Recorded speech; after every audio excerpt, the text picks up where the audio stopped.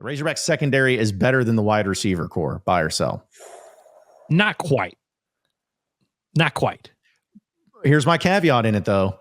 We have seen more from the secondary than we have from the wide receivers. You have. I don't know. I just feel like in a nutshell, though, like I feel like one, it's just harder to be good on defense. Like when it's receiver versus DB and every other variable is removed, like it's just hard to guard people. And so I just feel like I feel more confident that this wide receiver group can do good things against SEC competition than I do that this DB room is going to be locking up SEC receivers, if that makes sense.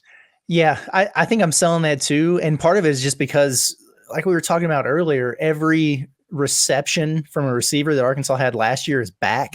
I just feel more comfortable with those guys. I know more about those guys. You got some of that on the defense, but in the secondary, you're also relying on most of those guys to take a big step forward. Like Jalen Braxton wound up being pretty much a lockdown dude by the end of the year, but you need him to be the guy. I mean, he's over there. I mean, I guess he replaced Nudie for whatever reason towards the end of last year, but he's that guy now. Like you need Singletary to be a lot better than he was last year. Like he needs to be that 5-star guy.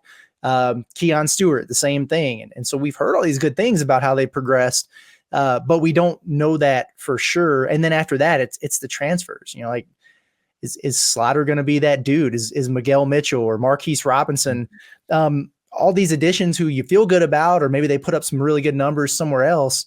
But man, you just don't really know for sure. So I think there's just maybe a larger book out on the receivers right now for me. Well, I'm going to buy it because of one reason only. Huddy. Right there. Huddy. The no-fly zone. He's going to be 85 overall bags. Yeah. Like, but in all seriousness, no, that I am buying it because, and it's not just because of like, I really like Marcus Woodson as a coach. I think he is an extremely gifted coach. Like the fact that he turned that safety group and that secondary from being the worst in history to being 33rd in the country in pass yards given up last season is incredible. And so I know that they got a lot of the players back. I like the additions they've made, but and Darren Wilson seems like a fine coach too. But I have a huge amount of respect for Marcus Woodson and the job he's done. So I think I'd want to see what he does even after another year of improvement to see what he does with this team. We're also forgetting about Jaden Johnson, who is the returning leader in tacklers on the defense. Yeah, I do actually want to I was going through and looking at some things today. So 2022, obviously Arkansas had the worst pass defense in the country. And I was looking back at just kind of piece by piece going into that year.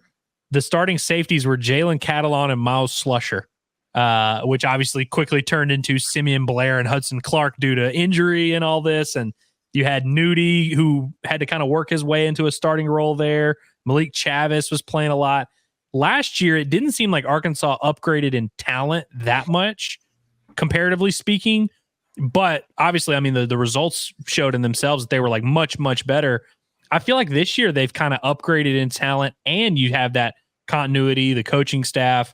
So I could see the case. I definitely can see the case for the secondary, and I'm pretty bullish on the group overall. But I really am buying the offseason that Broden and Satania have had, and so I'm expecting Arkansas to have 3 legitimate SEC wide receivers out there.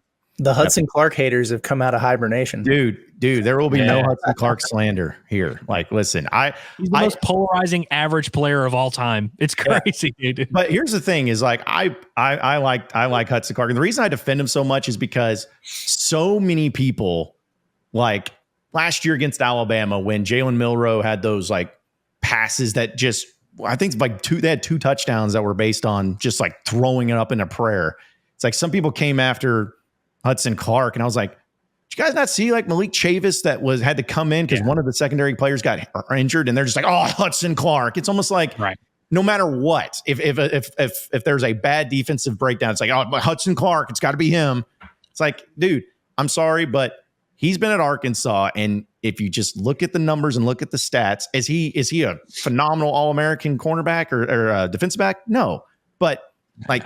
He is a solid defensive back. He's not great, but he's not like just this awful guy that's costing Arkansas games. Like that's my thing. Yeah. I mean, we can't talk about him getting burnt and not, mention like Singletary's transgressions from last year. I mean, Yeah. he lost the job at LSU because Hell, Brian Jaden Johnson Thomas was- basically quit on the. You know what I mean? It's like all these guys Right. have had weird moments. Yeah. Yeah, no, it's 100%. So Yeah. By the way, is this real?